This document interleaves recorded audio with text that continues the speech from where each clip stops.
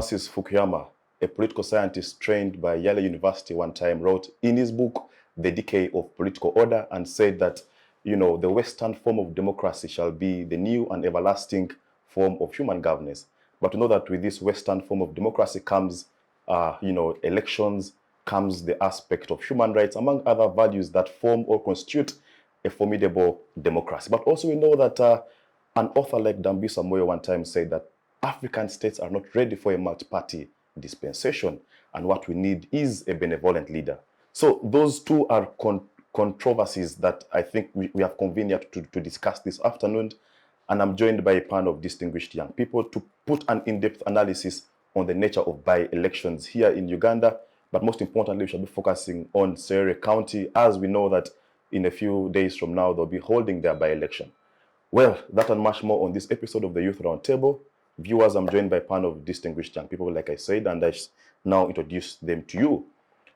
And in no particular order, from the Forum for Democratic Change, the chairperson of the Youth League is Mr. Walid Mulindwa Lubega. Thank you for spending the time to be here. Thank you very much. How do you feel being here once again? Okay. We are just ready. We are preparing ourselves to be in Serere for the final onslaught, and also to organize our troops in as far as safeguarding the voice of our candidate, Mr. Elatu Emmanuel. We have a good ground. The reception has been good, and we expect better. Only that on the side of police, there is a very heavy deployment of not only police, but other security and paramilitary agencies. They are all over Serere. Serere has been on top notch, and let's expect that what happened in Soroti doesn't reciprocate in Serere. Okay, just before we get into those issues, I'm forced to catch you right there. From the Alliance for National Transformation Youth League is Kelvin Ochaya, who is the Deputy Coordinator in charge of Northern Uganda. Kelvin, thank you for being here. Oh, thank you so much. How do you feel? I feel great. The mere fact that we are together with Walid and also the rest of the panelists. So I'm really happy to be here and to speak about my thoughts and share about my thoughts and what's happening in Serere following the previous by-elections which have happened in the different parts of the country. Well, thank you. From the Makerere University Students Guild is Alyce Grace Namale, who is a student of law at Makerere University, but also the Minister of Justice and Constitutional Affairs of the 88th Students Guild. Grace, thank you for spending the time to be here. Thank you for inviting me, Comrade Kidega. I'm very glad to be here with such prominent leaders from different platforms to share ideas and views, you know, because I think one of the strongest things about our generation would be the fact that we can dialogue, sit down and bring all of our things on table and we discuss them. I think that's a very powerful tool our generation should continue to harness. Wow, thank you. Yes, from the National Resistance Movement is Samuel Lukanga, who also doubles as a development enthusiast. Samuel, thank you for being here. Thank you, Comrade Kidega. I am also very happy to be part of this panel. Yeah, from NRM, I want to congratulate my comrades here, that we wish them the best as they join us in the near future. Yes. How is Plot 10? Plot 10 is very okay. We are serving our country as we pledged to Ugandans to secure their future. We are working upon that. Wow, very interesting. Walid, let me just begin with you. And perhaps the question that to me is very important is that how do you evaluate the nature of by-elections? Even before we move into Serere County, we have seen Omoro County, we have seen Soroti East, we have seen Kayunga, and the NRM appears to enjoy support of Ugandans when it comes to by-elections. I mean, going by the results of the Electoral Commission. Okay. So I don't know, in your own words, as someone from the Forum for Democratic Change, how do you evaluate by-elections in Uganda? First forward, allow me to appreciate on my own behalf and on behalf of the Forum for Democratic Change Party, the management of Civic TV for offering us this civic platform so that we can air out our views, especially regarding the young people. I'm seeing a very youthful panel, and I hope we have a lot in stock. On the topic, for me to evaluate the by-election, the trend, I have to factor in the by-election before. Yeah. It would be prudent for me to put into consideration the by-election before this term of office. I think there is a radical departure from the norm. The previous by-election, the opposition has been, we've had a number of benefits. We won several by-elections previously, but in this term, from 2021 up to date, we have never won any by-election. We haven't won just because we are weak, but it is out of circumstance of a completely militarized by-election. The regime has really changed its strategy. The strategy before, NRM could come, they convince voters reject them, and the winner takes it. This time around, I can give an example of Kayunga and Soroti East, where the winner was known from day one, and even on the day of election. I've never seen the amount of violence like the way what I saw in Kayunga and Soroti. Specifically, I was in Soroti East. Our candidate, I have never seen a by-election where a ballot box is stuffed in the morning. By 9 a.m., the ballot box is full to capacity. It has never happened on the register whereby 90% of the voters have voted. That means even including those who are dead, they managed to come out of their graveyard and come and vote. And what do they vote for? It is the NRM candidate. How did we know that? Our candidate, the Honorable Atan, we got information that reading at Omalela mango tree in Soroti was at the peak. So our candidate, together with the team, we decided to go and storm that polling station. Reaching there, the box was full. Actually, the presiding officer was requesting the Electoral Commission to provide for another box because the other one was almost full by 9 a.m. in the morning. So what we did, we came, the candidate came and kicked the box. The ballots were there was a scaffold that ensued, and we agreed with the Electoral Commission that polling station, the election be set aside because we could really not verify the authenticity of the sanctity of that election was really tampered with. So we agreed that we set it aside. But what happened? Actually, we experienced about three incidents. There is another one in near Aloit. Yes, primary school.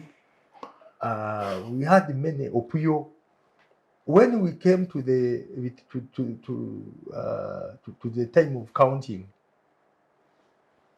the ballot, the votes that we agreed with the Electoral Commission that they be set aside, that we expand the record of that polling session. Electoral Commission came with the results of those very polling sessions at the time of tally in the tallying center, and said, no, Puyo, this is the tally. Malera, this is the tally. And yet we had agreed, let's put it aside.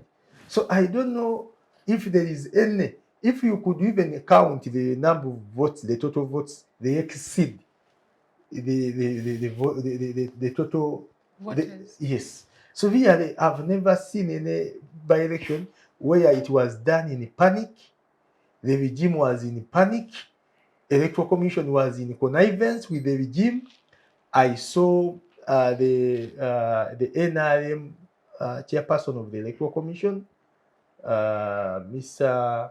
Tango Doy, was the one in charge of commanding.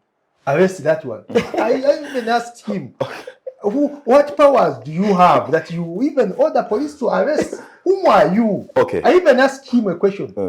My boy is the youth who are about to lynch him. If it wasn't the intervention of the military and the police, he was about to be lynched. Because I asked him, Mr. Odoi, whom are you to order arrest of people? That you arrest this one, arrest this one, arrest the other one. Okay, fair enough. Samuel Lukanga. Yes. When you hear Walid speaking, he portrays a picture that the NRM has mismanaged elections in this country. When you go back to 1980, one of the reasons as to why the NRA back then went to the bush was as a result of a mismanaged 1980 general election. But my question is that we have ever since moved away from that. 2005, the country clamored for multi-party dispensation. It was granted. So the question is two things for me. One, looking at by-elections, you seem to win all of them as the NRM. What is your biggest strength is my question. Then two, do you think multi-party dispensation for us as a country was too soon?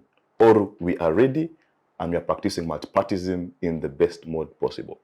I thank you, Comrade Kidega.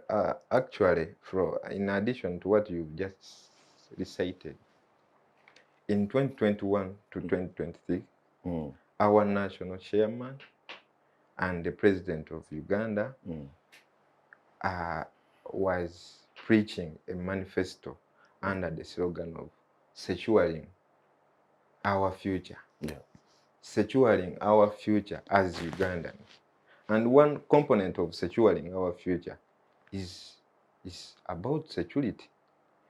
What I've just heard from Comrade Walid is speaking of security being ordered by a director of a certain single political party, not even EC. But I'm not here to defend NRM officials.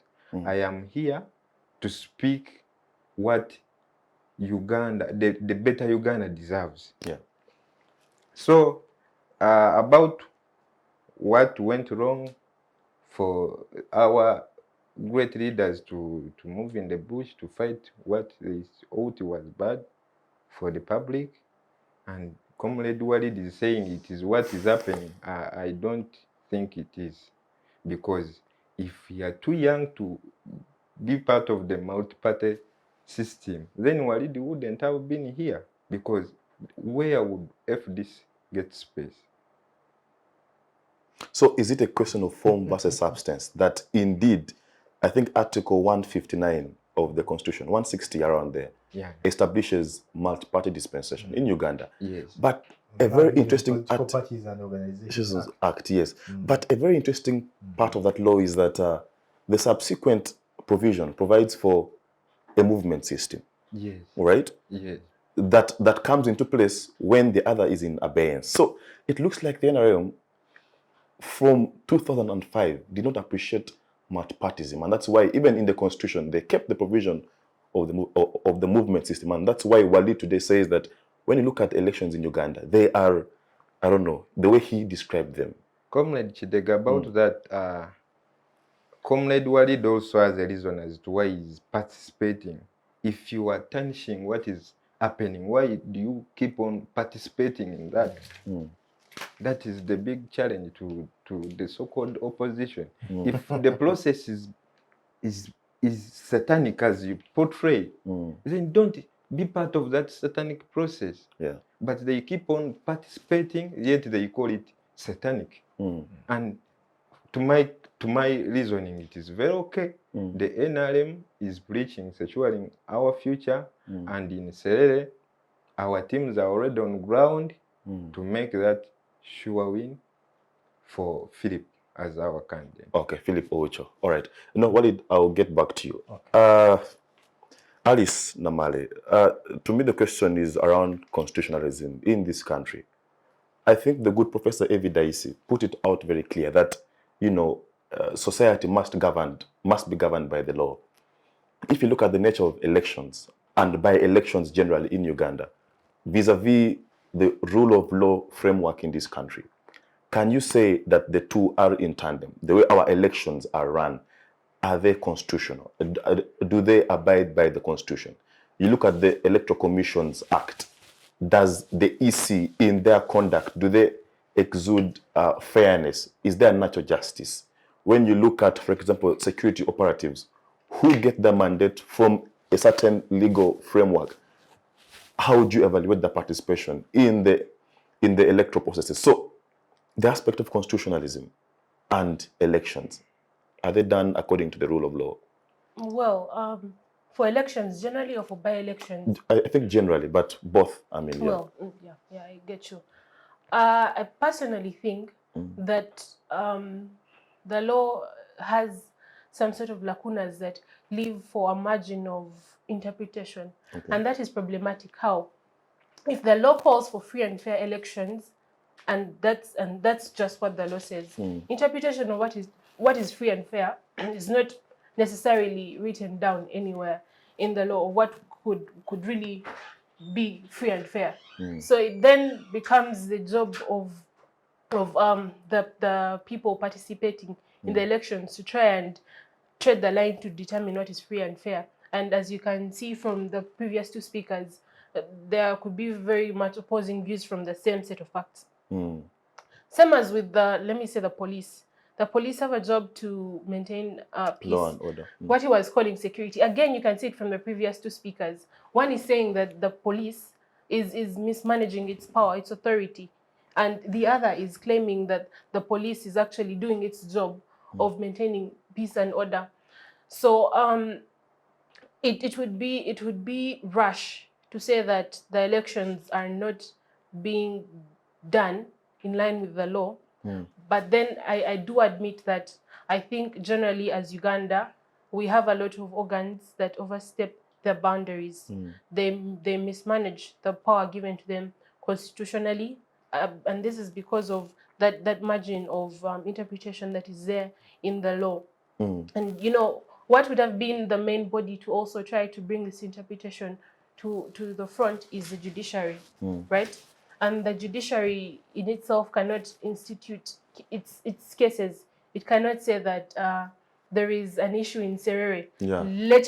Let us adjudicate on Serere as an issue before they are brought any such case, which is also a call for the people that feel like the system is not fair to make use of the available systems, of the available constitutional systems, because this is the job of the judiciary.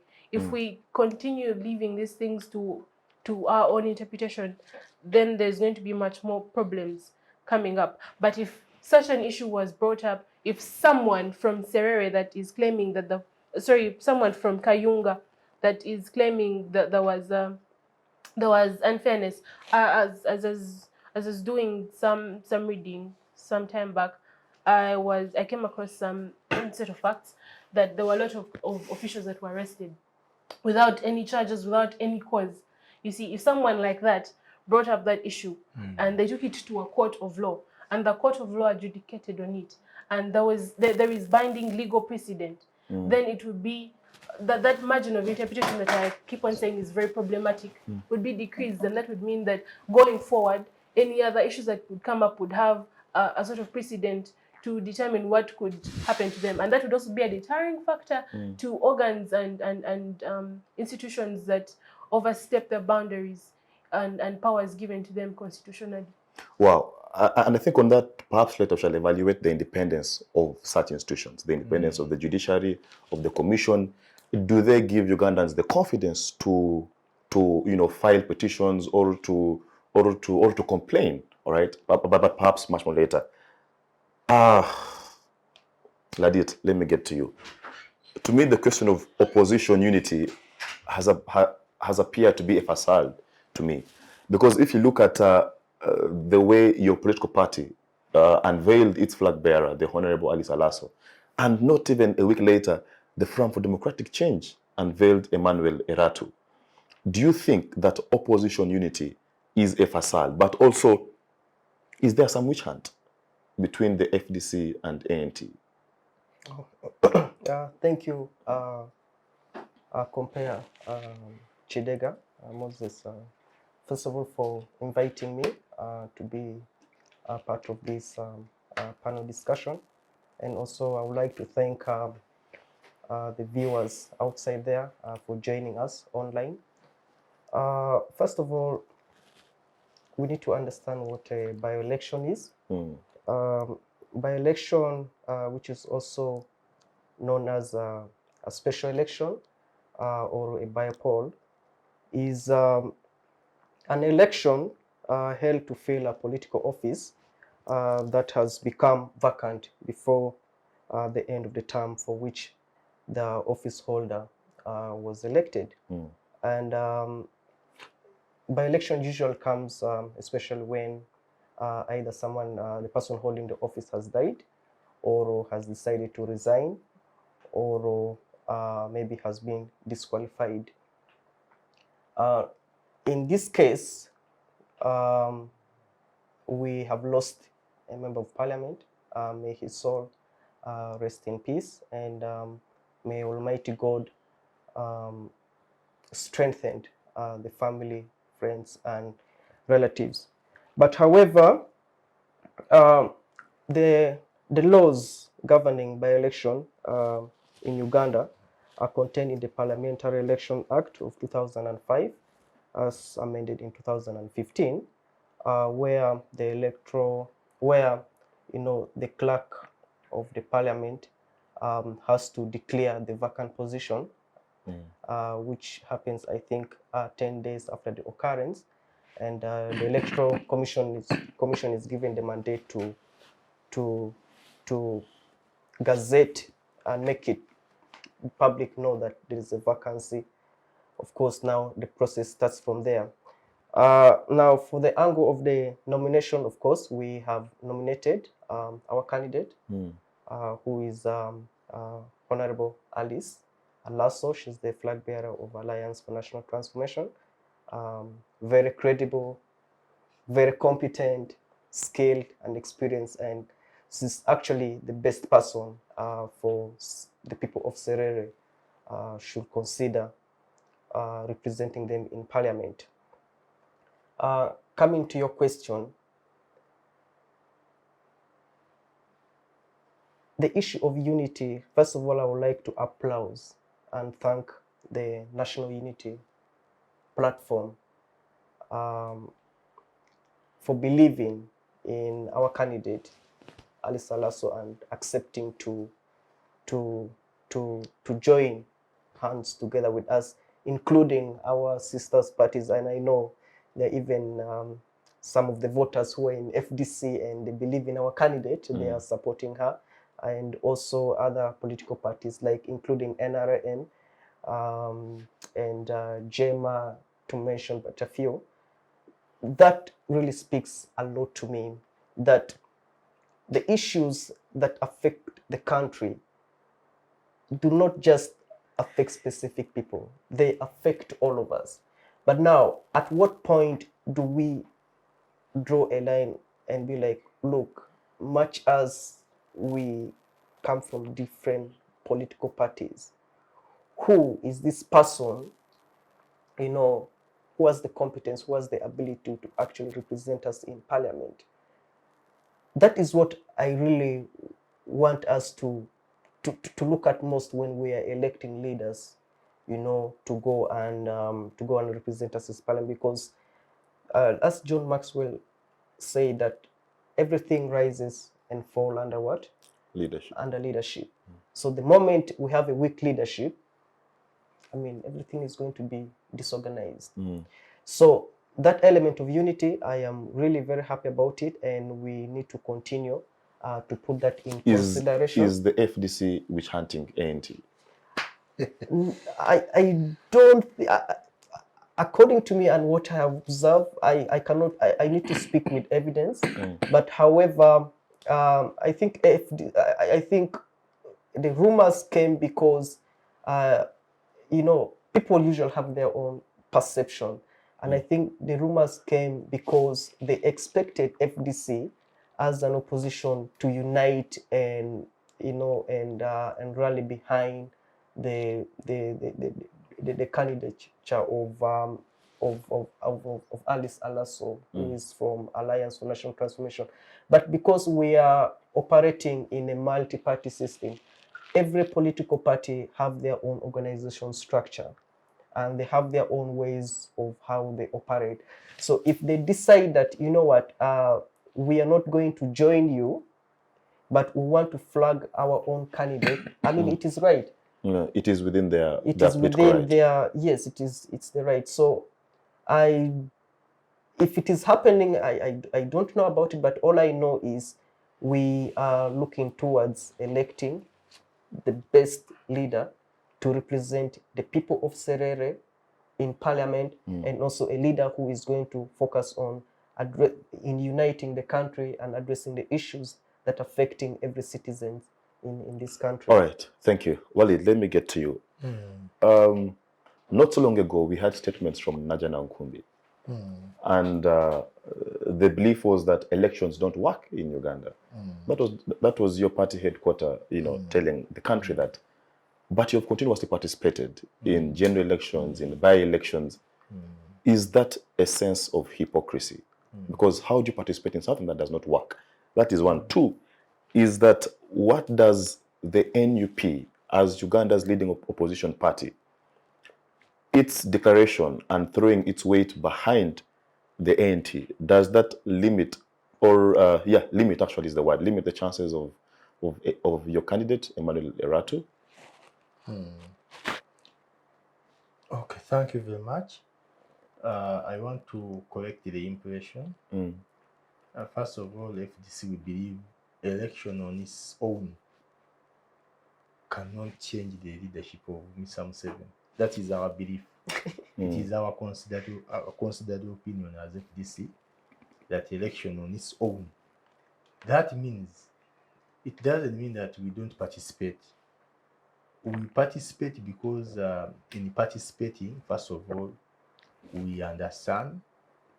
We also come to a conclusion that vote rigging is real. If we don't participate, there is no way I could come and attest that people were arrested. About 100 people were arrested in the hotels on the eve of voting. Party officials, members of parliament, including the party president. If we had not participated in that sorties, I couldn't attest to that. My brother would say, no, it's normal. Elections are normal. There's no problem. People win in a free and fair manner. But because we participate, we can see the loophole. But on the other hand, it also gives us an opportunity to mobilize as a party, because as a party, we have a lot of programs and activities to roll out. But because the regime has put in place obstacles for our mobilization. For example, you cannot come to Kabale and hold a rally, or to go to Gulu and have a successful rally if you are in opposition. For sure, it can never happen. Police will stop. Government will have all the reasons to stop the rally. Maybe it is if it is a town hall meeting, but a rally cannot happen. But if it is a by-election, we are given leeway to mobilize. We have mobilized all the parishes, the villages of Serere, Katase, of this by-election. So it is an opportunity for us to come and market the ideals of the party, come and we really strengthen our grassroots structure networks. We also come out and pass on the message of regime change and reawaken the people. We conscientize the message of defiance, the message of change to our people. So it's a platform of mobilization which we cannot run away. On the other issue of NUP backing ANT, you think it can diminish our chances of winning. We are in a marketplace of ideas. NUP and ANT, they are marketing the idea of the Honorable Alyce Grace. FDC, we are also marketing the idea under the candidature of Honorable Emmanuel. The best winner will take the day. So we are going to the ground and we are shaking the ground. We are, because in my own thinking, opposition is not a party.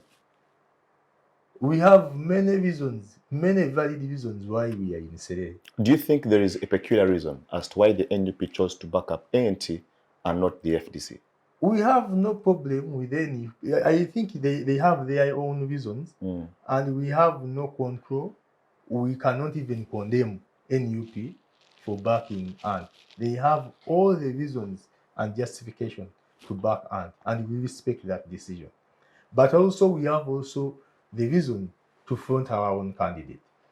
In Soroti East, at the it is a nearby district in Soroti. We didn't see our brothers, our comrades in Alliance for National Transformation. At least NUP came and backed us in Soroti East in the by-election. We didn't see the ANT. We were looking at them. We were counting. So is it payback time? We were looking at ANT to come and really defend the territory of opposition in that backyard. ANT was somewhere far away.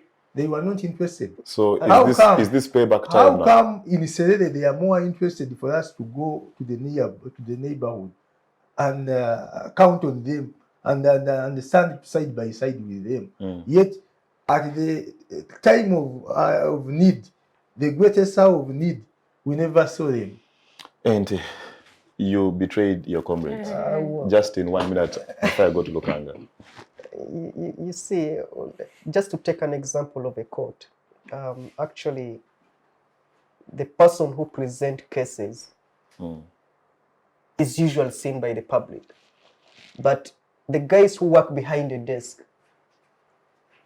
the public never knows that most of the efforts come.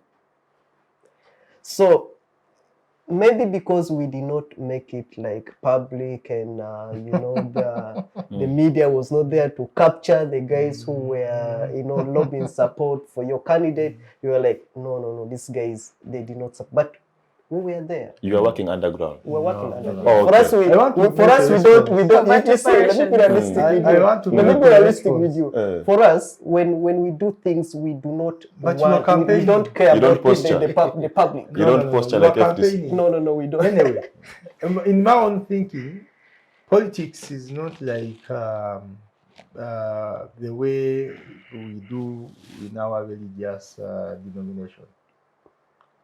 For example, I've never seen somebody going to a shrine and taking a selfie. That I'm at Mama Fina's place. They are working on me. Whatever the spirits are working on me. I've never seen that. But I've seen various people in church taking selfie. I've seen people in mosque taking selfie. So for my brother to say that for them they wanted to be like people going to the shrine, it defeats my understanding. So in politics is public. Whatever decision you have to take must be, because we are accountable to the public. There's no way you can say we were doing something underground. There is no way. Politics must be, you must be seen. The people, the public must see you that this is your position. The way you see NUP, their position is public. They have backed ANT. Their position then was public, they backed FDCs. because they have a responsibility to account to the public. Fair So enough. what was No. Ant had also a responsibility to account to the public, because I understand Alliance for National Transformation is a national party. It is a public vehicle. It's a public vehicle that does not operate like a shrine format. All right, thank you. No, Samuel, let me get to you. Yes. Still on the issue of the NRM. Yes. You have two candidates, one who is a flag bearer, Philip Owucho. Then you have Omoding, the son to the late Ocaya. So have you created a crack in the NRM for the opposition to exploit? Because if you have two candidates that are both looking forward to capitalize from the same support, you know, what does this mean for your party unity? What does this mean for the outcome of this election? Moderator, for your own information, as we speak now, we have one candidate in the names of Philip. That is the flag bearer. The flag bearer. Yes. Then there is Okabe.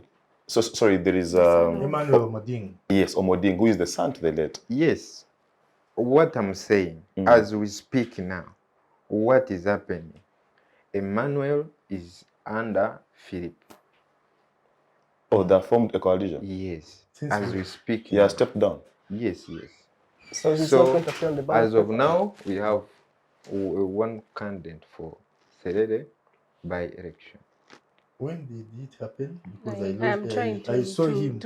Okay, You but can but still- Google, you but can Google, but that is happening. I saw him on but TV still, last night. but still, even as we understand that particular aspect, Yeah. the question subsequently would be that the nature of by-elections, and perhaps let's broaden the conversation to TESO largely.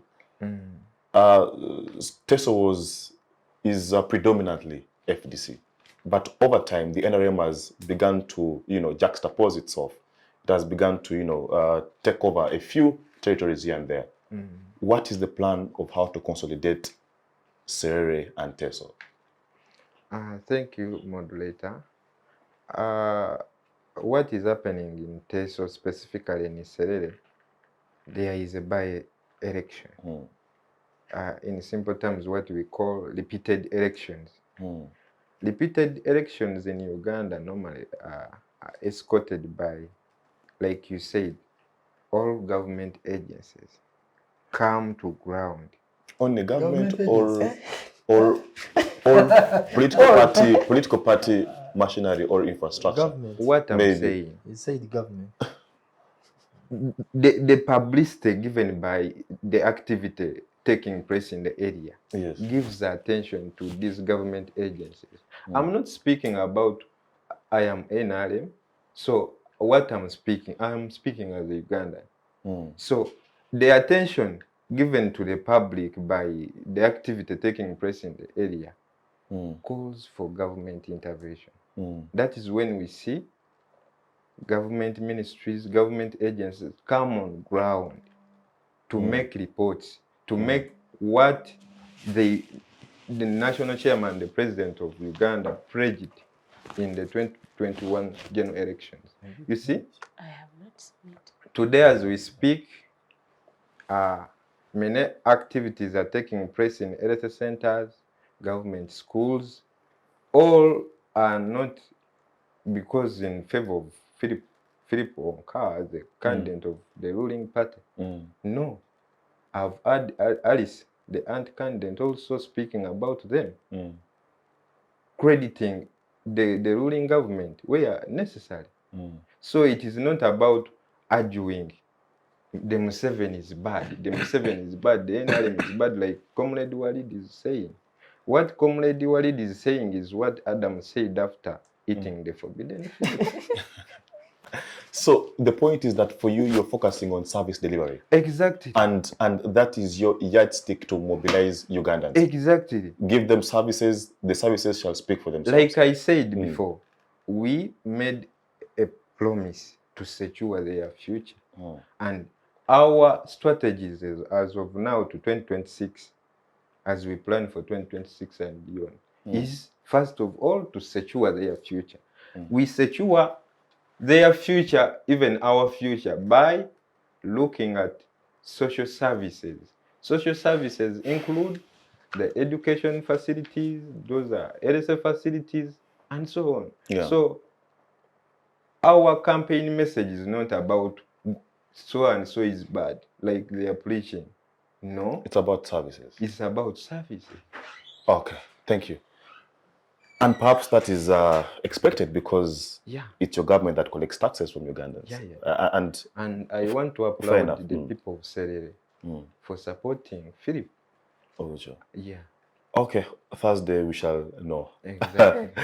Alice, the issue of the rights of women and their participation in politics, the mischief behind the Maputo Protocol, that Uganda is a signatory, but also the mischief behind Article 33 of the Constitution is that women, youth, 32? 33, I think. Yeah, the mischief is that groups like women, youth have been historically marginalized. And, you know, over time, there was some sort of historical injustice against them. Therefore, there was need for affirmative action. But if you look at the affirmative action discourse, and in the political sense, we have district woman members of parliament, which is an affirmative action political, slot. But now here is the case where we have a constituency and we have a woman competing head to head. Yes, mainstream, competing head to head with men. Is this evidence of the success story of the empowerment of women in this country? And perhaps that is why the NRM could deserve some credit regarding the empowerment of women, because women have earned the capacity to now compete directly with men. But also, you could mention, the vice president, the issue of political participation of women in this country. Well, we should give the credit where it's due. The NRM government has fought tooth and nail to increase participation of women, and not even just women, to protect marginalized groups and, uphold their participation in different national activities. So yes, it is applaudable that a female, Alyce Grace, is competing mainstream, not just in the district woman MP election. It shows that there is progress, and I do believe there is progress, even at different levels of leadership. For example, you find that in Makerere University, it is constitutional that if the president is male, the vice president should be female. But that also goes the other way. If the president is female, then the vice president should be male. Trying to bring about some sort of gender balance and inclusivity for all genders in politics and participation in different structures of government. Yes. Yeah. So, and because still on the issue of women empowerment, is it a question of form versus substance? Because whereas women are occupying all these political spaces, we still have issues like gender-based violence. We still have issues like teenage pregnancies. Our mortality rate still continues to go high. Access to contraceptives still remains an issue among young girls. So is there a correlation between the woman empowerment in terms of political participation? Is there a correlation between that and issues that affect the ordinary young girl child out there? Access to education. Yes, there is a correlation between those two, because as you can see from precedent, there's been an increase in the number of women MPs in the parliament, and that means that if it came down to a vote for some policies that would favor women, there is an increase in the number of women. But then again, we should not overlook the fact that there is still a very good number of gentlemen in such spaces. And also, even back home, you could find that a lady is very strong on her feet in public spaces, but then back home she has to submit to the authority of her husband, and this sort of influence could also play out to the public spaces where she's a leader, but because she's being influenced by a person that she submits to, for example, her husband, she has to take a particular stand even in the public spaces. However, there is that sort of correlation, because we find that there is more lobbying power for women to take part in such activities. Recently, I also double as the Deputy Tournament Director, the Uganda National Secondary Schools Debate Championship, and that is under UNSA, the Uganda National Students Association. UNSA was holding a drive of giving out reusable sanitary towels to ladies recently, and it was launched at Kololo.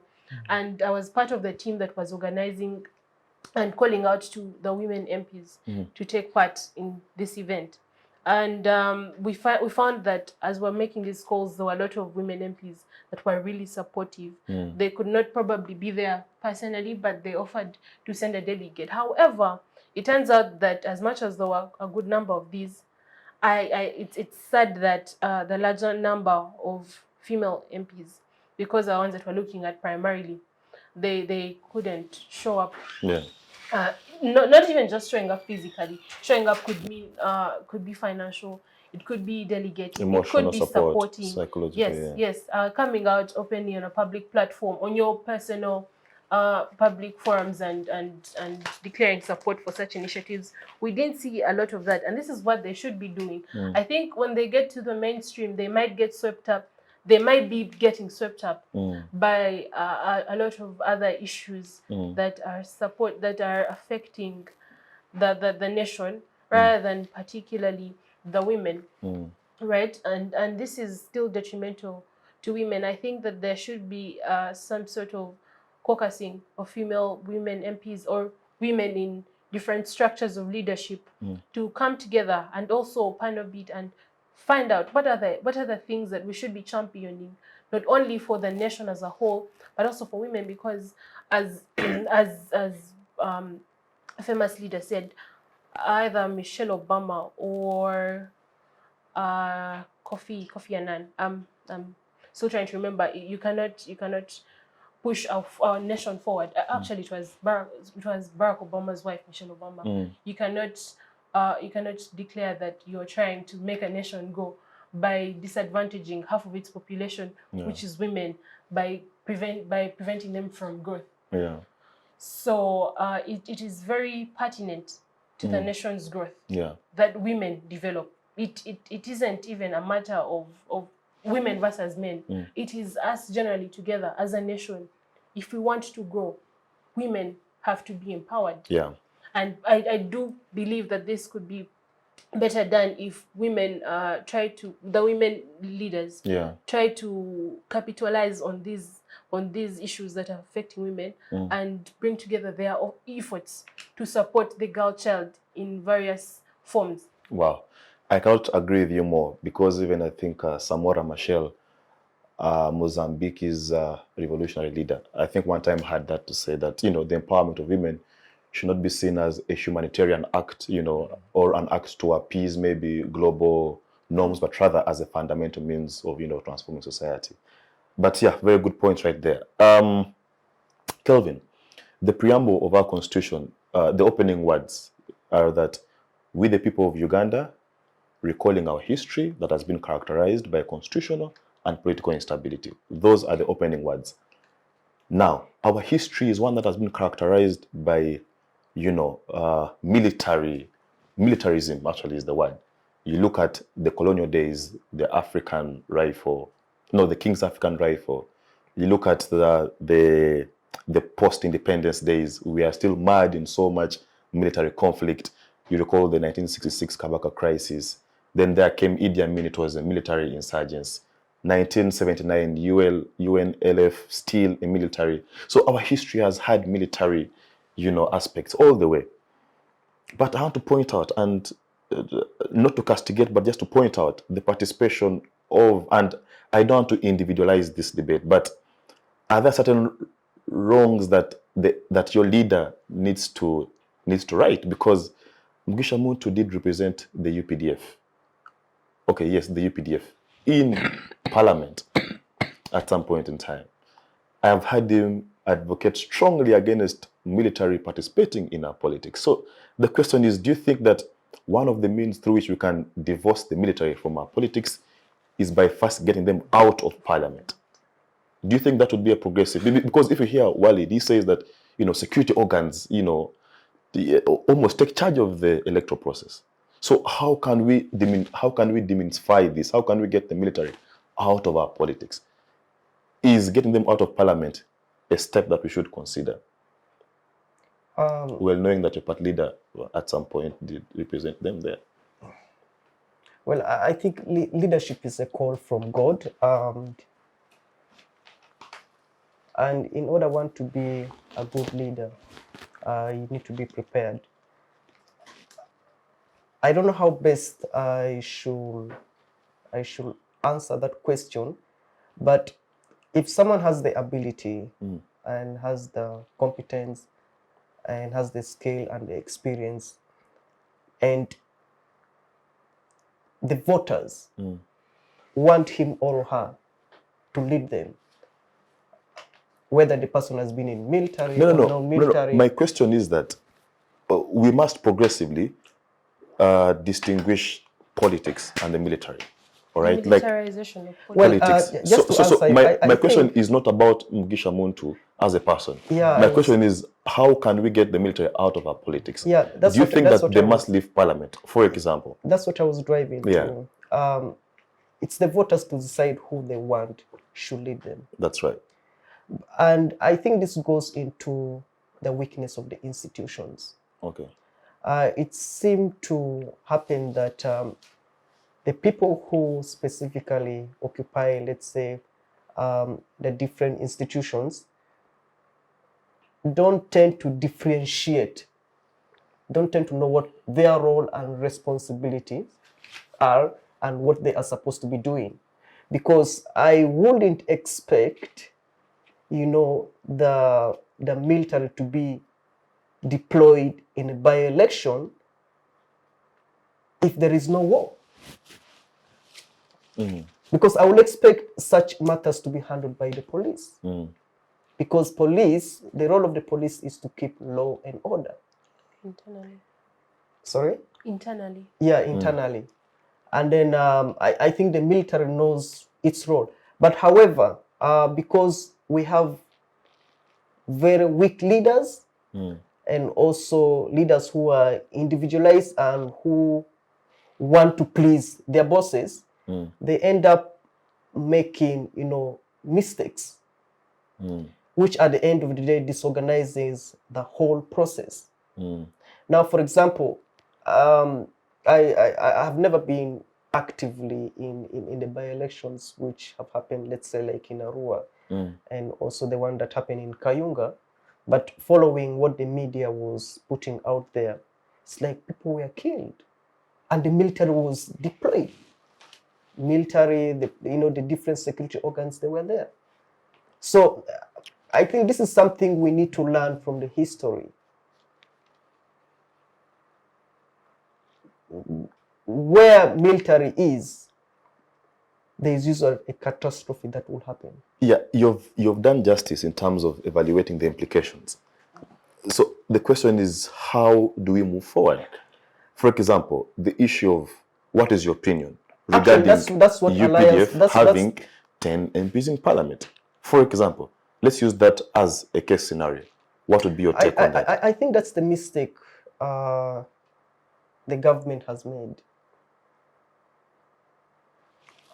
Because I don't know if in other countries the military has a representation in parliament. It's For actually, example, let's say like we are following the whatever of the UK. Does the UK have a does the military of the UK has a representation in parliament? Does it? It's what I was trying to look up, and I remember some time back, should be around last year, but I was listening to a radio show, and they were claiming that Uganda is the only or among the only countries with military representation in parliament. I was just trying to look up for the exact facts. Now, there is a reason as to why a military has a representation in the what? In the parliament. Because, for example, there was that fight that happened in parliament. You mean Tojikwatako? The Tojikwatako 2017. How easy was for security organs to just go and start picking guys and beating? I mean, to me it was no. I didn't expect such to happen. So I think we need to go back and critically analyze things. What you know, what is the advantage and the disadvantage of having a military representation in parliament. I don't see any reason why they should be there, because if the institutions are functioning, I am sure they fall under a ministry. Internal affairs. Internal affairs. Yeah. So under the ministry, there is the minister. Defense, actually. Yes, there is the minister. So the minister can actually represent the issues. So the thing is, in Uganda, we have very weak institutions. And the mere fact that we have weak institutions, some individuals have taken advantage of the weakness of the institutions.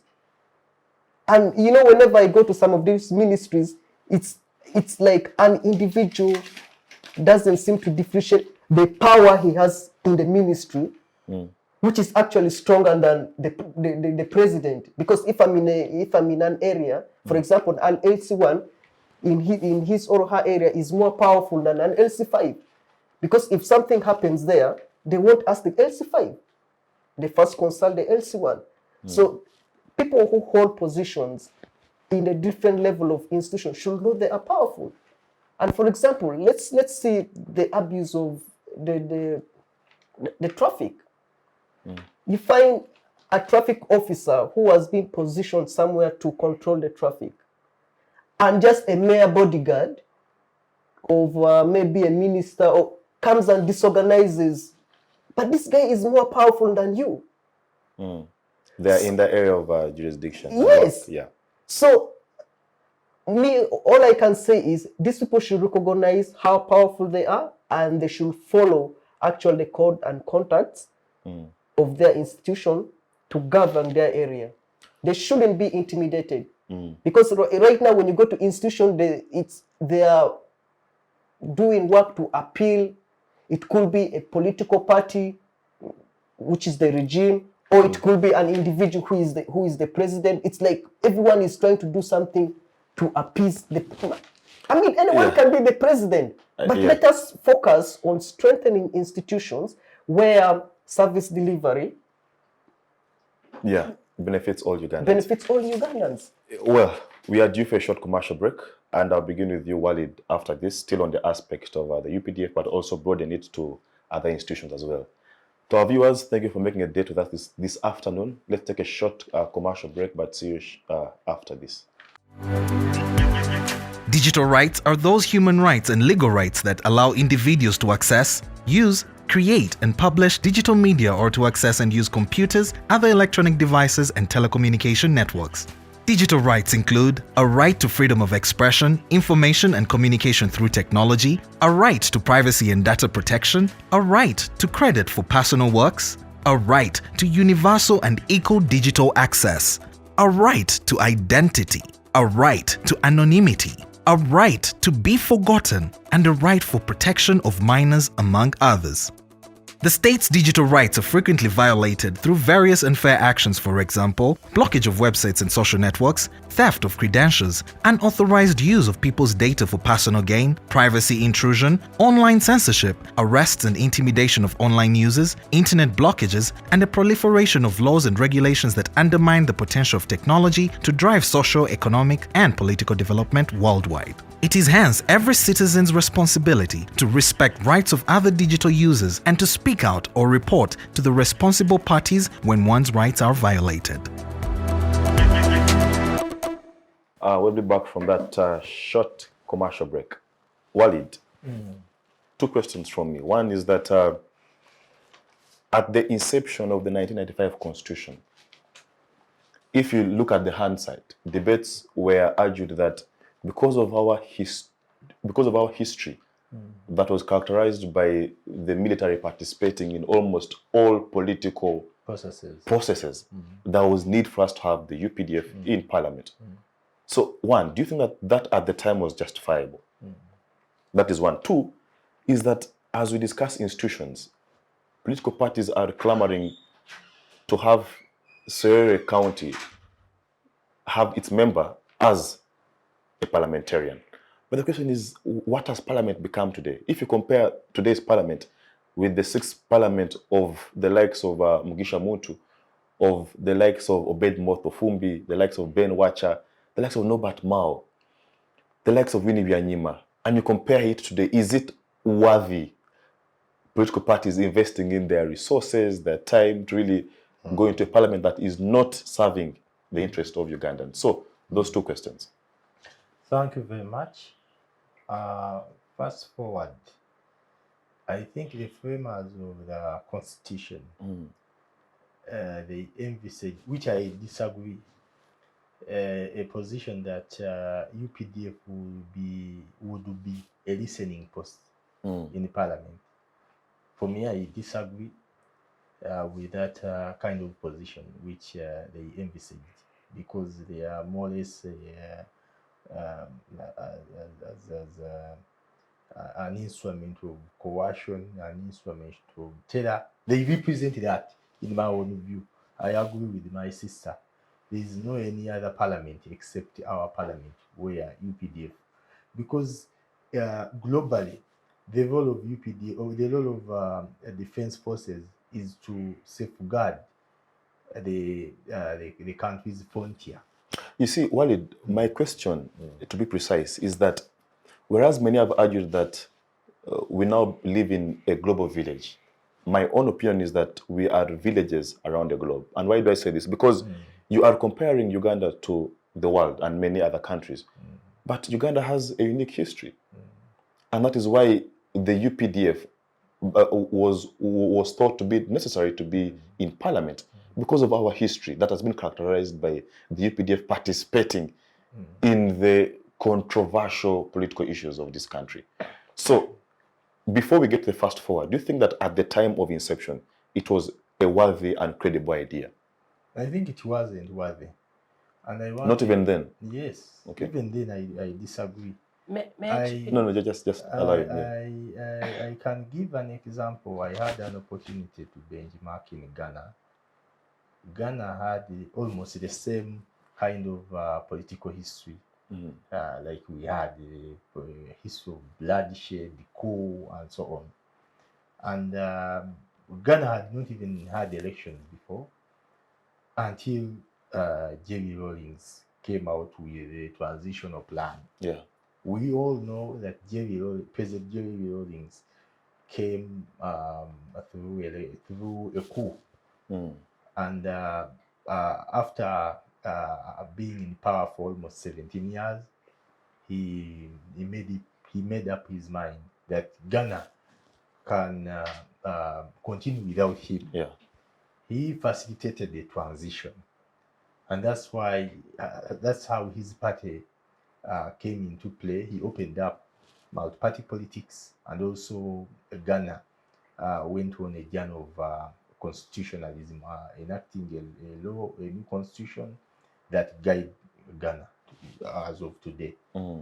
And I can give credit to Jerry Rawlings, however much he has also his bad history, but at least he gave Ghana a new foundation. Yeah. That's how Ghana has two republics: the First Republic and the Second Republic. The one of Kwame Nkrumah, yes, and the one of exactly. The Second Republic saw Jerry Rawlings, Vice President, former Vice President, the late Professor Evans Atamils, contesting against John Kufuor of the New Patriotic Party. Rawlings' party was defeated by the opposition party. Now NPP is the one in charge, the party of John Kufuor. By then, I think it was around 2008. 2008. It defeated Jerry Rawlings' party, the National Democratic Convention, NDC. It defeated it, only for NDC to come back after the elapse of the 2 terms of John Kufuor. And Professor Tamils came back and won, although he died in office. And his vice president, Mahama, took over and was defeated by Nana Akufo-Addo, the current president of Ghana. So I'm giving that kind of journey to refresh our mind that is the route Ghana took by then. In my own view, that is what Museveni would have facilitated. That transition from the Museveni of 1986 to the new political order, where a new political dispensation can be opened up and a new Uganda can be born. That is not where we are. The reason why I'm being in it is that the people of Ghana and Ghana under Jerry Rawlings saw Ghana beyond Jerry Rawlings. For us, it is about Museveni. It is about Museveni, nothing else. Museveni believes he owns the army. The army, it is his own personal army. The oil, it is his own oil. He even brags to the TV, to the public that it is my oil, my army, my parliament. Everything belongs to him as a person. So if you have a personal army, even he even had it after the when the 1996 Constitution was being launched at State Square in 1995. In his speech, he said he has no problem with the Constitution, but he's uncomfortable with two things which the Constituent Assembly never addressed squarely. One was the issue of land. Secondly was the issue of UPDF. The name UPDF, for him, he never wanted it to be like that. He wanted it to be NRA, National Resistance Army, to remain as the bandits, because they were bandits who went to Luwero, killed the people, did whatever crimes, and thereafter took over the government. And that is the formation that we have now. So our forefathers in the Constituent Assembly decided, no, we have to give it a Ugandan name, to give it a new name, a new touch that really reflects the will of the people. That's how it became Uganda People's Defense Forces. So Museveni was unhappy because he believed it was his army. It is the reason why even in the Constitution we have the UPDF Act. In the UPDF Act, there is a whole whatever talking about the high command. How can you have never seen it? A lawyer is here, where even the Constitution say the high command is as follow: Byelections Walid Lubega as a commander. And you embed it, you entrench it even in the Constitution, the names of the people, so and so sits on the high command, so and so. We have even in that high command people who are dead, like the person who was just died just recently. General Edith Mwina. Yes, he's a member. Isn't Mugisha Moto also a member? Yes. We have Sedusa who are no longer interested. You see, how can you have a country, an army, a national army, where even people's names are really is that a country? So that is the crisis we have at the moment. Unless we take the direction of the Ghanaian, where they saw that the country must exist beyond the leader. If we look at that line of thinking, then the issue of having army coming up to take lead of politics, we shall sort it. So, for example, in Kenya, at the neighborhood, they just had election recently. I can tell you, if the election by then, if the system, the security system, the defense forces of Kenya were not disciplined, they would have even shot William Ruto. Because the president, in the last, I'm talking about the election of the presidential election of Kenya in August last year, where the president favored the opposition, Raila Odinga. The incumbent president, Uhuru Muigai Kenyatta, favored Raila Odinga. So had the Electoral Commission declared the way it declared Samuel Arap William Ruto, there is no way who would have commanded the army to come and take over. Okay. If it was the Ugandan situation. Yeah. But because the army was professional enough, it just saluted and ran behind the eventual winner. Yeah. That is the UPDF, which we envisage as FDC, and we think it is high time Mr. Museveni, as he's an octogenarian, in his age, it is high time he also look at the legacy of Jerry Rawlings, and we take that decision for Uganda to exist beyond him. All right, fair enough. Samuel Lukanga. Yes, please. The NRM appears to be at crossroads right now. Yes, yes. There's a team saying But I've not answered the last one about Parliament. Much more later. I will give you a chance, please. Lukanga, the National Resistance Movement appears to be at crossroads. There's a group saying Jaja Tovakumain. There's a group saying that we have a standby generator. But that perhaps would not be my point. My point is the aspect of succession politics in Uganda. We saw what happened in Omoro County. Yes.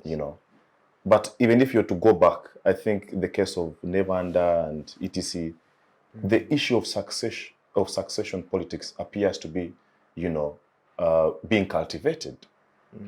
And perhaps many had anticipated that the NRM would support the latest son, Mr.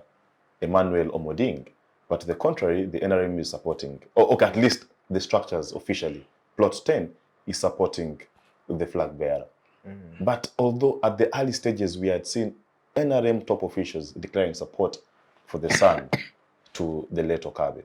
So the question is, how is NRM managing the aspect of succession politics? Many have accused you of using by-elections to test. Are Ugandans embracing succession politics before you bring it at a much more higher level? So I don't know. All these accusations and allegations about succession politics. All what is happening is democracy. Oh, okay. And democracy is part of our pillars. Yeah. So one succeeding someone is democratically correct. So I'm worried of those speaking ill about it. For what is happening in NRM, it is likely to happen not only parliamentary levels, even in the village councils. People are replacing their fellows, their relatives, but only that the media is giving it published on the parliamentary election. We have seen that in the district councils, for example, from us in Nakasek, we have a case. I had a case in Shen, sort of that side. From which political party are these cases? NRM. So meaning the NRM is at the forefront of other parties promoting. No, but to be fair, even I think the Democratic Party, there's a case in I'm not sure of the constituency, but somewhere in Central, where the Democratic Party replaced a leader with, I think, the daughter. Yeah. But even Ken Luchamuzi's daughter went to parliament under his political party. So I think it is maybe just a disadvantage to the opposition that they are not well prepared in upbringing their fellows to replace the old guards. But for we in NRM, it is very clear that we do ideological orientations to the young people, to young fellows of the party, so that in any case, they replace the old guards. Do you distinguish this mentorship? Do you mentor only the relatives, or it is broad-based mentorship? No. And that's why I asked you. There's one team saying Jaja Tovakumain, then there is standby generator. All these are from the same. Now, for that, we are embracing what Comrade Walid has just called the Ghanaian story, the Ghanaian journey. What we are doing now is asking our supreme leader, His Excellency Yoweri Kaguta Museveni, to usher in a new leader to replace him, maybe after 2026 and beyond. But for 2026, we are saying Mzee Tovakumain come back as we prepare for 2031. That is for That's 2030. the party position. That is, no, not even the party position, because I'm not the spokesperson of the party, but as we, because I belong to the young people of Uganda and I belong to the young people of NRM. We are saying Mzee should come back for 2026 as we plan for 2031, as we the young people. And we believe by 2031, we should have someone. Okay, fair enough. Yeah. Good luck in your planning. Alice, the question of the independence of institutions. We cannot discuss politics without discussing the institutions that are core players, like the Electoral Commission, like the judiciary. All those are very instrumental players. But the question that lingers in the minds of many Ugandans is the independence of these institutions. All right? Perhaps this is informed by the mode of appointment of maybe the Electoral Commission officials, or maybe the appointment or the mode through which someone becomes a judicial officer. So, do you think, because Walid's accusations are that, Walid and I think also him, is that the EC is not exactly independent. There is foul play. They are favoring a given player in the game, but Lukanga seems to think that, there is independence. So, the issue around the independence of these institutions, what do you think has over time affected their independence, if you agree that they are not independent, but also how can we streamline? Okay. But before I answer that question, I'd like to briefly address the question that you fronted to him. Sure.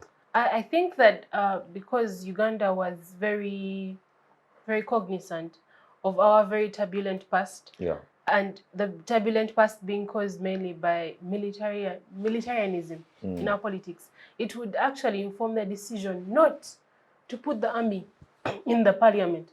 As much as the army has quite a say in a number of national activities, but then knowing that the army has consistently been the reason why we have, let me say, coups and all of those things, then putting them in the legislature would look to be problematic from my very, very young legal point of view. I'm not saying that the people that framed the Constitution had, but maybe there is something that they foresaw that I cannot see. But from my young legal view, I think that would have been the very reason not to put the army in the parliament. So going on to the question, can I just appreciate that point? Because if you listen to the hindsight, the debates in that time, the reason that came out prominently was that the army has been used to perpetrate political instability easily because they are not part of the conversation. They don't know if Yusuf Lule is right. They don't know if Idi Amin is right. They don't know whether it was Obote or it was Mengo that was right. So the idea was that how can we bring them to where there is that conversation taking place, so that they can, be able to analyze and say no, but no. Whereas NRM is saying we should, do this, I think it is not right. So the mischief behind having them was informed that the military in the past was taking decisions blindly. They were being used to fight wars blindly that they didn't know about. So the idea of having them was that, okay, let them make their own judgment. You're in parliament and you're seeing the issues of human rights. They're being displayed there by the LOP. You're there and you're watching the Prime Minister debate issues and you can make an informed decision. So that was, I think, the mischief behind it. But, I mean, your opinion is still, I think, valid somehow. And then, you can see from the people that have been representing the army in the parliament, we have General Mugisha Muntu. When they go to the parliament, they defect. Debate. And then you can see that when they come out, General Mugisha Muntu himself, who was the representative, like you said, who was the representative of the army in the parliament at one point, is calling for withdrawal of the military from some of these structures. I mean, I would think that his opinion, having been in both systems, on both sides of the fence, he is well knowledgeable in coming up with a position that would be the best for Uganda.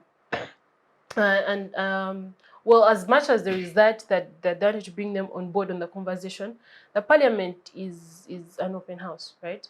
That means that they can come and they can come in the gallery.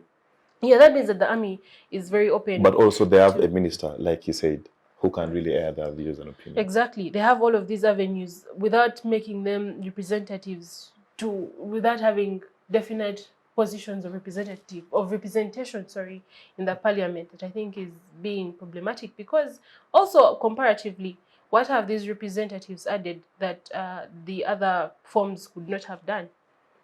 You see?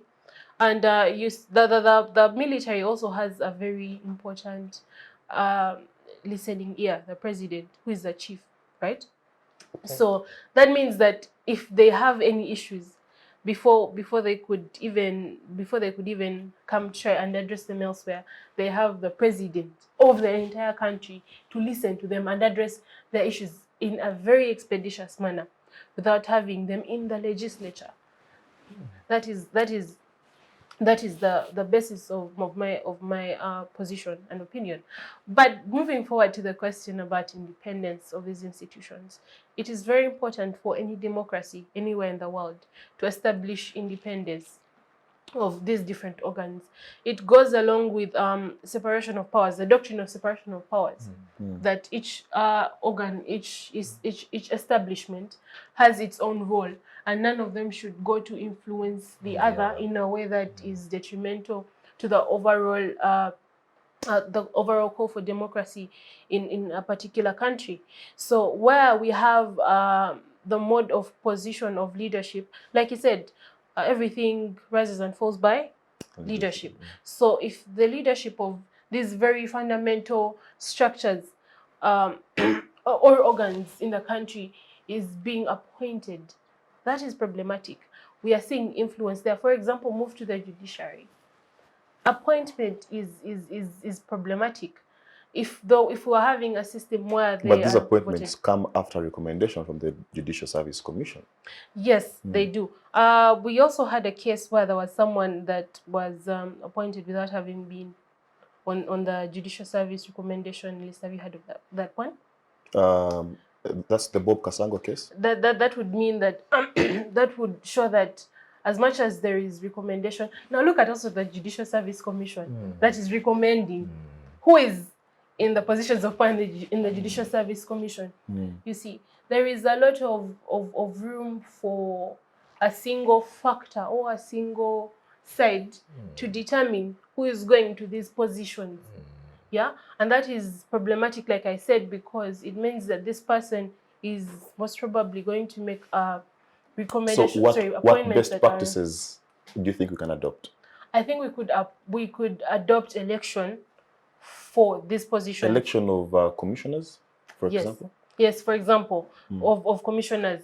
That would mean that we have a fair degree of certainty that these people have been put in their positions, number one, on merit, and number two, basing on they're not going to be biased because they don't have a person that is responsible for them being in that position that could also be responsible for them not going back to that position. And they also have interests in the role that they're playing in any particular activity that person is participating in. Yeah. Yes. All right. Very brilliant. Yeah. As you build on that, my question to you is regarding human rights. That can, respond at once. The nature of by-elections, like many of us have agreed, is that it happens at a time when there is no other election. So political parties have the time to really deploy their best infrastructure. All right.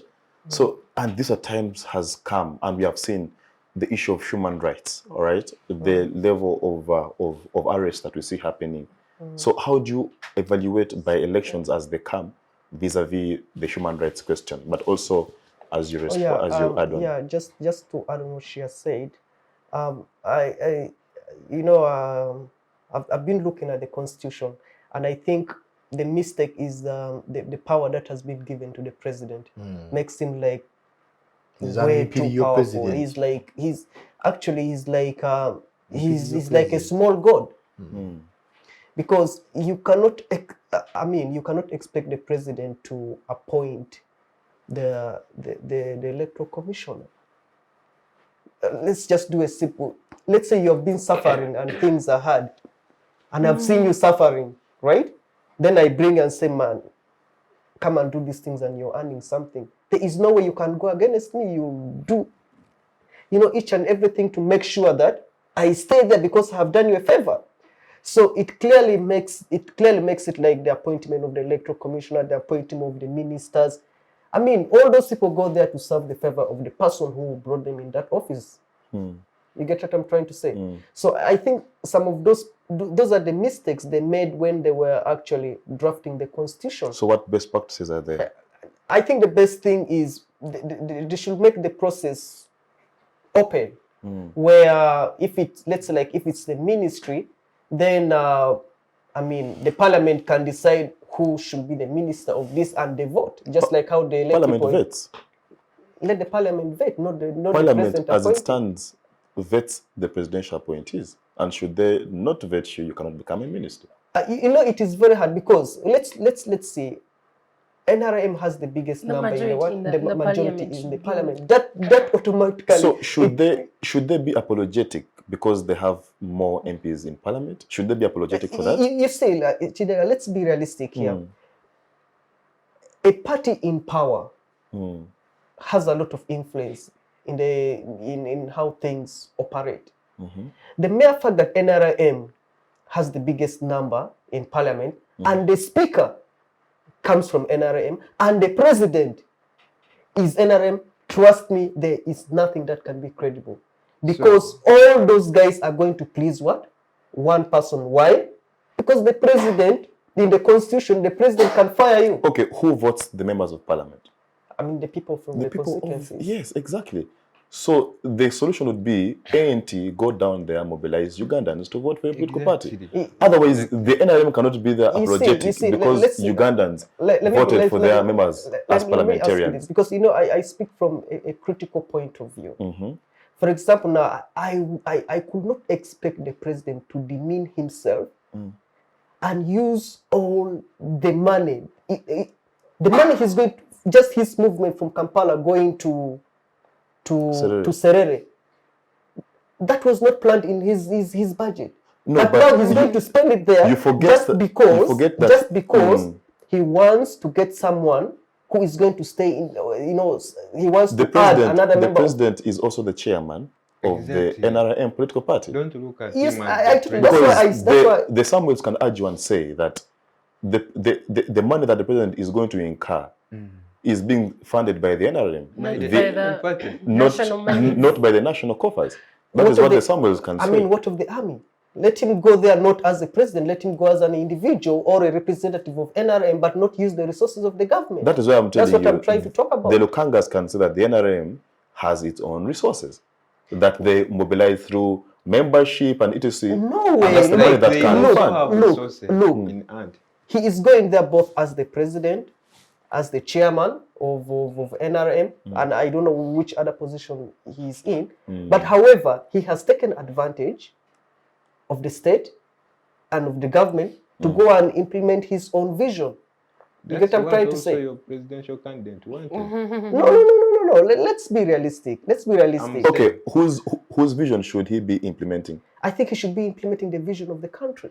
And the country put that trust in him. No by way, voting for him. You see. Let's look at history. For example, when there is a United Nations conference, not all Ugandans, the 45 million of us can go, but through participatory democracy, we then put our powers in one person and say that okay, now you have our powers. Each time there are such engagements, please, we believe you have the wisdom, go and represent us. It is representative democracy. I totally agree with you there. But when we look at how politics is open, that is in a credible environment where there are free, fair and transparent elections. But for the case of Uganda, there are so many mistakes that we made. And I'm sure he even sits and thinks like, you know what, I made a mistake. But because he cannot, he has reached that state of hegemony where you feel if someone advises you, you don't listen to that advice. You get what I'm trying to say? So he's just doing things the way he wants. But Tibuhaurwa. however, That's his name. but however, That is his name. Yes, he regrets. He regrets. Was like, wait a minute, this is actually not what I wanted. But to him, it's now too late. That there's nothing he can do. But what I can tell him, it's never too late. Because let him use this small period of time to correct, and maybe he should not contest in 2026. Okay. Let him say, guys, you know what, I am okay with this. I am done. I know you want me there. Yes, you have entrusted me, but no, I need to sit because I really want to meet him, you know, at his village and have a one-on-one talk. You understand? As a former president. But is ever in a rush to a meeting, comrades? Sorry? Is ever in a ruch to a meeting, village mates? No. I don't know, maybe you... He has said as a former president. I'm talking about as a former president. But to answer the question of human rights, human rights. Well, I think it's really sad because, you know, one life lost is equivalent to 1,000. That's true. And for us in ANT, we strongly believe in human rights. You know, when you lose someone, I don't know, it's very painful. Let's say like you lose a father or a mother and you have totally, you know, messed the whole future of the kids.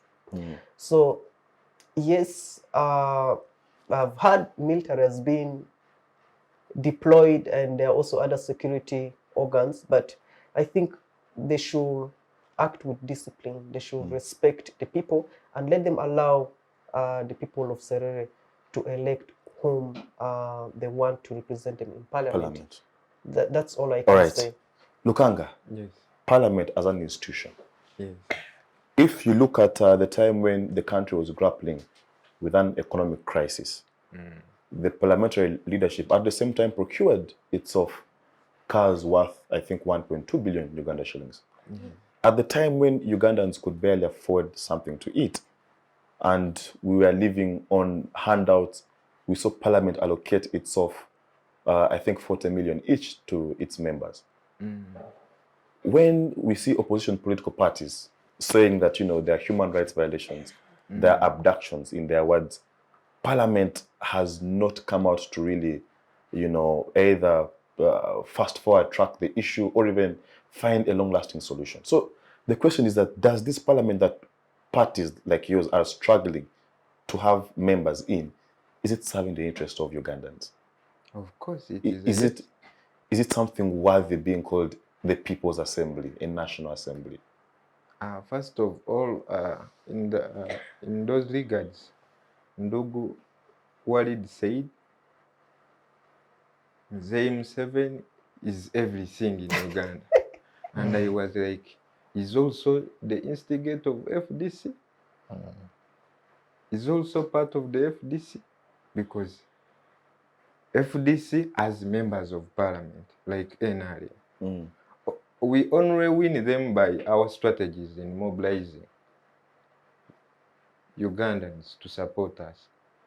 So, about that, I never supported what the parliament did and actually wanted these opposition activists to speak out on that.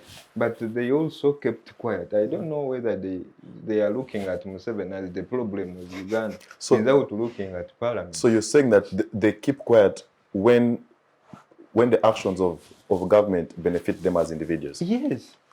Okay, you see, the government has got 3 arms. That is the executive, where President Museveni is, the judiciary, where the Chief Justice is, and also the legislature, where Madam Speaker also shares the meetings. So I'm worried of the opposition targeting the executive without criticizing the other 2 arms of the government. Now that we are after the Serere by-elections, they are looking still at President Museveni deploying. Yet still the parliament has business to discuss. But they are all now looking at Serere by-elections. And you know what? After it, they will live a normal life. just like they did after Kayunga. In Kayunga, we had a victim called Nakwede. We were speaking about Nakwede all over. But you know what? When the process was done, that is when that came in. The parliament allocated such amounts to buy, to procure. Okay. Does the opposition have capacity to hold the executive accountable? Of course. They do. Of course. Recently, our minister has been censured. By who? By opposition. Of course, they were jubilating. I saw your Honorable Samujunga jubilating that have done it, have voted yes. So, the parliament, the opposition through their members of parliament have the mandate to ask, to guide ministers in their presence, face to face, without even. We have structures. The ministries, the agencies, they are all in place. But you know what? The opposition believes that when you go to URA, you are NRM. When you go to Uganda Airlines, you are NRM. They only come out to say, you know what? Chadondo Road is very bad. Like our road, Chamdakasa, is very bad. Now that our Semutoma to Gakapeka Road is also very bad, I can't vote for anyone before our road is being. So your point is that the opposition is part of the problem. Exactly. They only speak when they intend to make the NRM regime look bad. Exactly. And then when they're benefiting from the undertones that are perhaps unconstitutional, then they'll keep quiet about it. You see, but Comrade Walid is speaking of Ghana.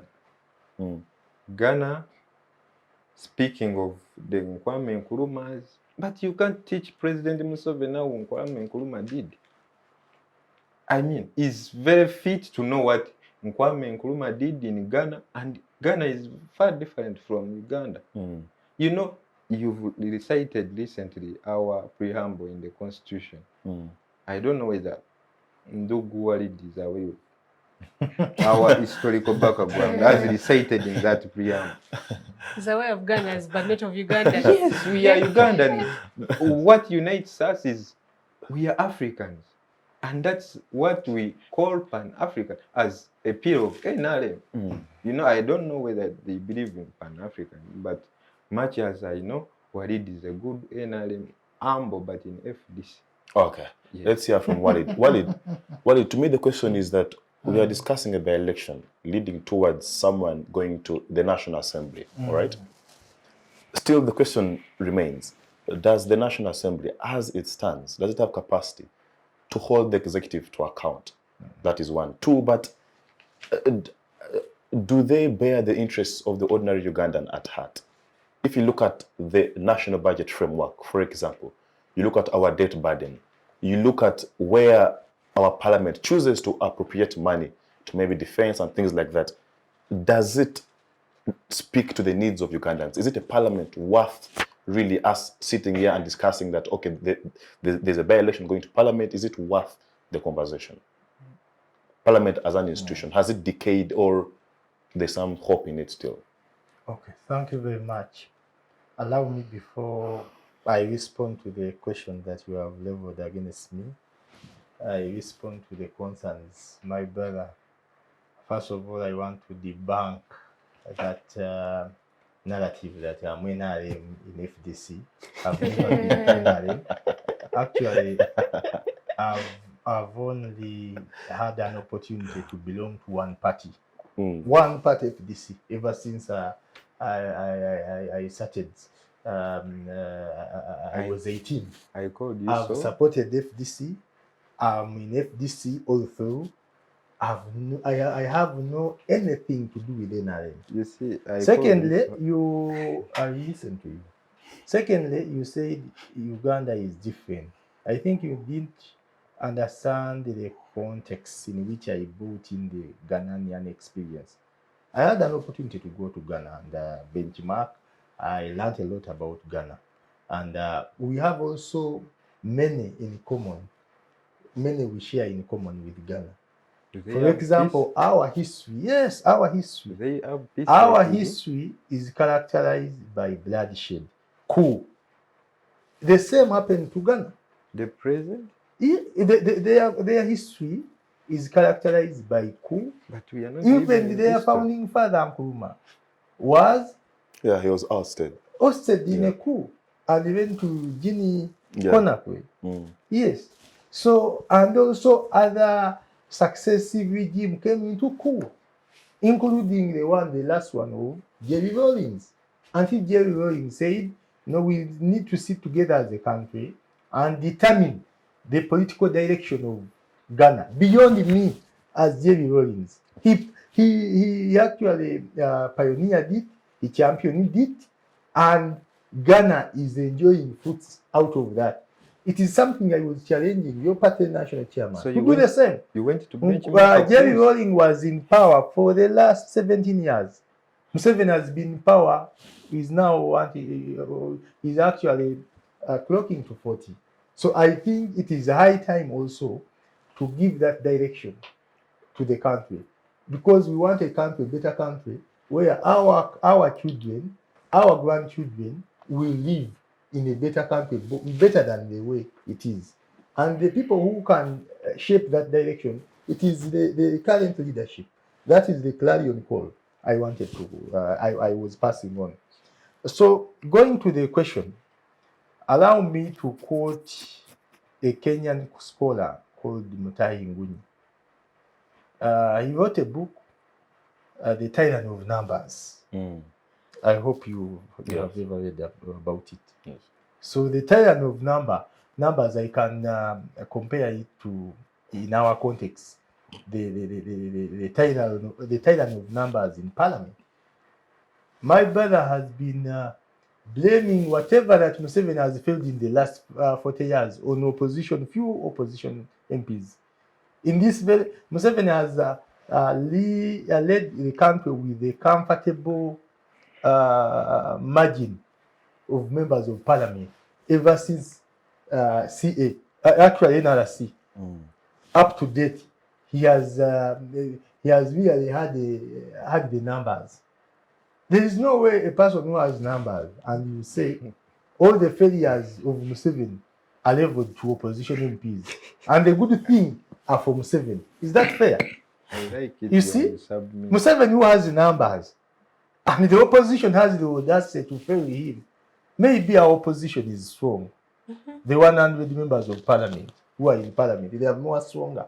That is what I can say. Hey, the current MPs, if they can really fail a regime with almost 300 plus members of parliament. So in my own view, one, parliament does not have the capacity to hold the government to account. That is a duty that is envisaged in the constitution. What the opposition have done is to attempt. The opposition has attempted to fulfill that task, but they have failed because of the tyrant of numbers. I've given you, I can even give you more examples. Leave alone the Namuganzas, which I want even to discuss. That debate is really below the belt for me to come and waste my useful time to discuss the impeachment motion of Namugans. We've had a lot of issues, a lot of, for example, the age limit, which touched each and everybody. Did we have the numbers to make it go through? The budget. You are aware that under the administration of Parliament, the opposition, which puts in place the office of the leader of opposition, the leader of opposition is assigned the role to come up with an alternative budget, an alternative set of the national address. That once the president makes a sonar set of the national address, then the leader of opposition counteract it and respond. And then the budget, the finance minister reads the budget, then the shadow minister of finance comes up with the budget. may I ask my brother, all the people who are viewing us, whether Mr. Museveni has ever listened to the good views of the opposition? Like which? Ever since the return of multi-party politics in 2005, 2006, we had the opposition, the FDC leading the opposition bench under the stewardship of the Honorable Professor Maurice Ogenga Latigo, until the present one, the Honorable Matthias Nkuga. Have they ever proposed a bill that he has then you are out of place. The leadership in the parliament has always attempted, that is what the word I can say, it has always presented. I don't know whether you have even taken any step to read. I can challenge you whether you have even ever read the alternative opposition statement, or alternative policy statement by the opposition. I've always read. You haven't, because the question you raise shows me that you are green about it. It is actually something new. but people who have been following, at least the opposition has done its work. Only that the government in power, using the power of numbers, it has really kept deaf ears on what the opposition has raised. We have raised a number of bills. We have raised a number of strategic intervention regarding economy, regarding public policy, regarding land, and so on. Constitutional just a question. Is the FDC chairing any accountability committee this time? They are not. No. But you're deputizing some. Yes, Park Kosase. Yes, Park Kosase. Yeah. So as you deputize in these committees, do you actually hold government accountable on issues of public financing, on issues of maybe public expenditure? How far do you go? Because what we hear is that even the committees led by the opposition are grappling with issues of corruption, issues of, I don't know.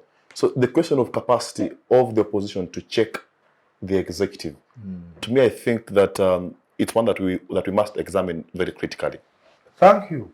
I can give you an example of Park Kosase, which is deputized by the Honorable Frank Akelo, woman MP for Amuru, and the chairperson is the Honorable Senyonyi. Senyonyi, yes. They have had a number of government. They have actually interfaced with a number of government agencies, including Uganda Airlines, and the report was supposed to be tabled on the floor of the whole house to be presented to the members, and also for members to digest and discuss. The speaker, using her authority, said the report will not be read on the floor. What does that mean? Okay, fair enough. So I think, in my own view, the opposition has done its work. But also, because you brought in this issue earlier, let me, in 1 minute, hit on it.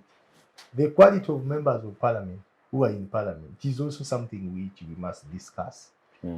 The qualities of members of parliament you mentioned, the Honorable William Nyima, the Honorable Ben Wacha, Wapakabulo, those were fine brains in that house, which we don't have now. MPs who are coming are the MPs who, actually it is the norm that Mr. Museveni has set. He has set the standard of a standard MP of how an MP must be evaluated by the voters. How many times do you attend barrios? How many times do you come and attend, you drink walaj with the voters? That is the best MP, according to the people. Not the Ben Watchers who are very eloquent, who had the issues, who could present issues on the floor.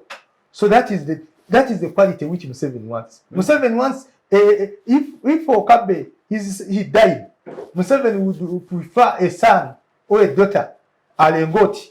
Can you imagine Alengoti? Can you evaluate Do you know even Alengot? Yes. Can you evaluate her performance the 5 years she was in that house when she came and replaced her father? Can you evaluate the quality? So that is the quality of members of parliament we have. If we have such quality, there is no way such quality can really put government to account. Okay, let me hear from Alyce. Alyce, the aspect of money in politics, the monetization of our politics, it's alarming. What do you make of it? I think monetization of politics is detrimental to the forward movement of of a country, be it Uganda, be it any other country, because that would mean that as much as he's saying that what is called the good MP is one that sits down with the locals and drinks the local beer and everything. Also, the other factor that could lean into people's interpretation of a good MP is the one that comes and gives out money. And there is, let me say, community activities, and then they say, Padeo Kadde Kumi, I've given 10 million to this, maybe to a party, a village party, and that's what is called a good MP. Also, you could look into the reasons why we have had a couple of members moving from one party to another. And when you look into it, it would probably be because of the funding. Again, also, why is NRM in the lead for such a long time? And maybe even in the by-elections that we're discussing, you find that a place that was initially ruled by the opposition is now taken over by NRM. I think I'm not saying that besides foul play, well, the allegations of foul play, you could also look into the fact that the resource available to invest in these elections is different. And because of that brings an unleveled ground. It creates room for incompetency to breach into politics. Because if someone is being voted on the resource they are putting into, not on their personal competence, their views, their ideologies, it means that we're going to have people that do not serve any national purpose, but they are there because they have the money to keep on coming back to be voted, you see. You could also look into, that's the reason why we are claiming that, for example, there is no independence of these organs and institutions that we're talking about earlier, because you find that the person that is heading the electoral commission is the person that is appointed by the president constitutionally. But if you could take a look and benchmark from Kenya, the IEBC has an independent election panel.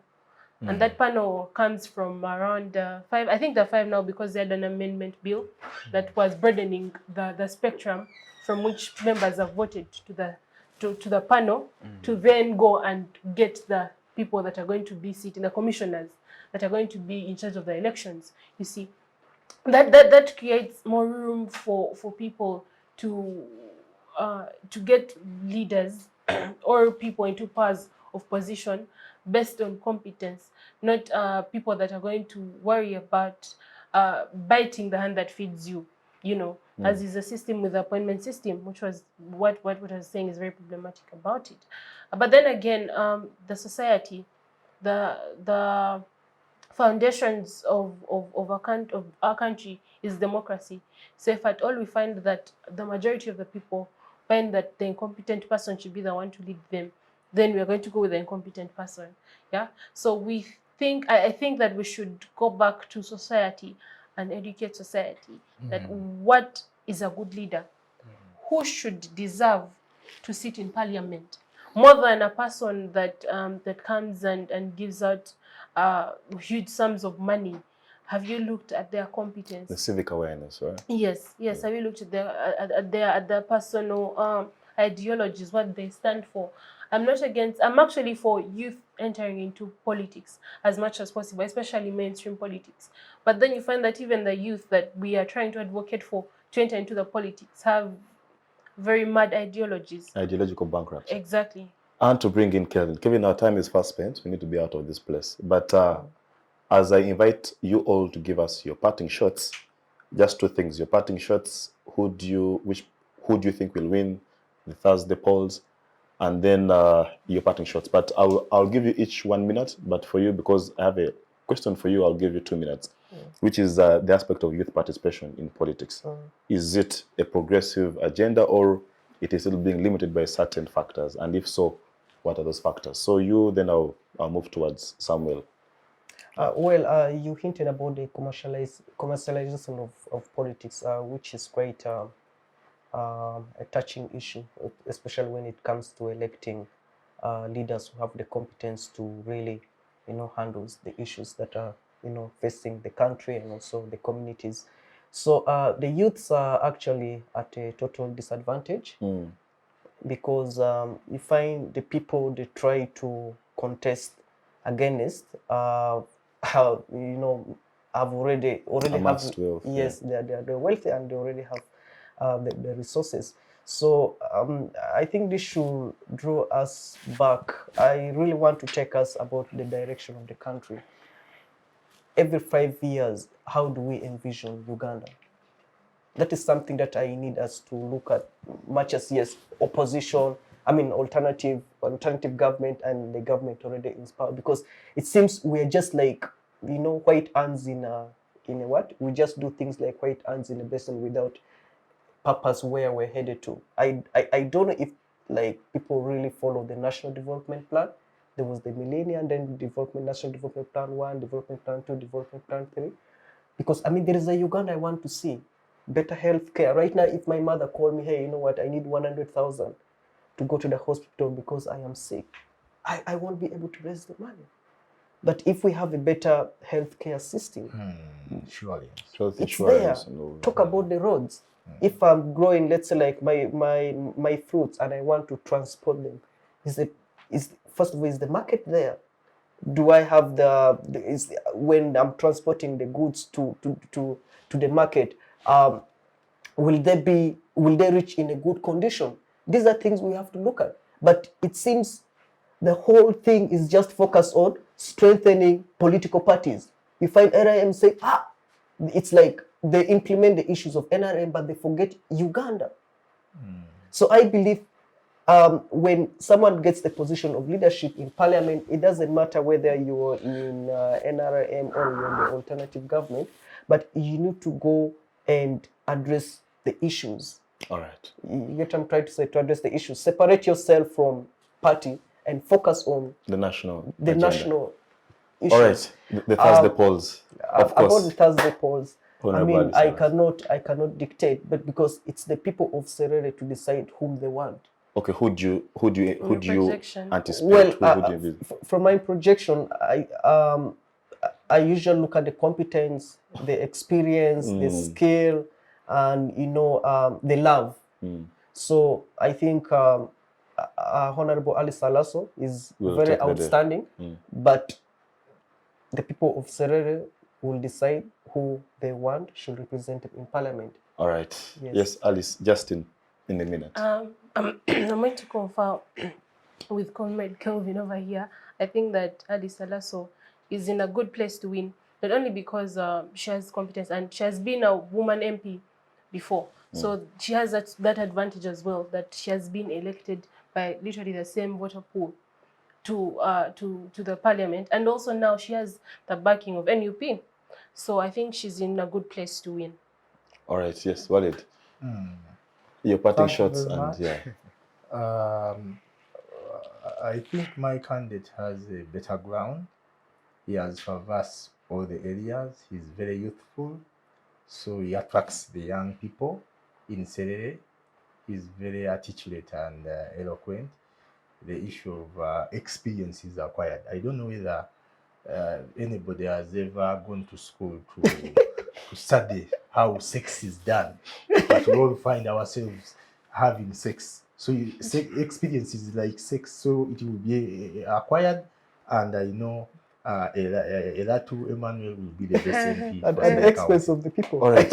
Yes, Samuel. Yeah, I was for NRM is Philip Onka, and as a social democratic liberation movement, we believe that after voting for Philip in Serere, we shall work together to rejuvenate the status quo of the area. Yeah. Well, thank you very much, Comrade Lukanga, Comrade Walid, Comrade Alyce, and Comrade Kelvin, for sparing the time to be on this week's episode of the Youth Roundtable as we discuss the nature of by-elections in Uganda, but most importantly, as we discuss the issue of Serere County. Of course, Rashid and the technical team, thank you for ensuring that our viewers get this show right on time at 2 p.m. Well, I don't want to spoil anything that has been said here, but just to remind you of the words of the late Desmond Tutu, that in whatever you do, just do right. Today you're on the side of the perpetrators, tomorrow you could be on the side of the victims. So just do right in whatever you do. NRM, FDC, just do right. And to all political parties, all players, just do right. Otherwise, have a lovely afternoon. See you next week, same time, same place. Bye-bye.